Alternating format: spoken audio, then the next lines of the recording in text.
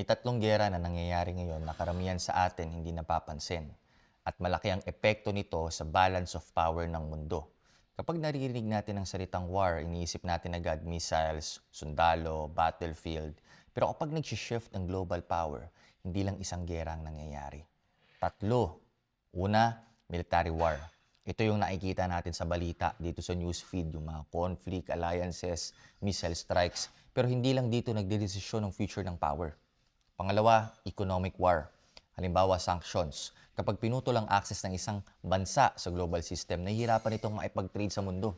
Meron ding trade wars, tariffs, technology restrictions, control ng supply chains, at may energy leverage. Kung sino ang may influence sa oil at energy routes, may leverage sa global economy. Pero may isa pang laban, information war. Ito yung laban ng narratives. Halimbawa, tingnan mo ang conflict ng US, Israel at Iran.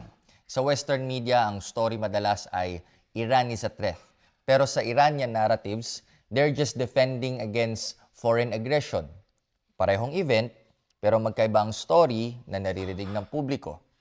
Narrative twist. Kaya kapag iniisip natin war, iniisip natin kung sino ang mananalo sa battlefield. Pero sa modern geopolitics, minsan, hindi battlefield ang nagdedesisyon ng panalo. Sa history books, ang gera ay tungkol sa teritoryo. Pero ngayon, ang tunay na laban ay tungkol sa impluwensya. Impluwensya sa economy at sa narrative. Dahil kung sinong nagkokontrol kung paano naiintindihan ng mundo ang kwento, malaki ang epekto kung sino ang susuportahan ng mga tao. Sa modern world, hindi lang bansa ang naglalaban. Narratives ang naglalaban.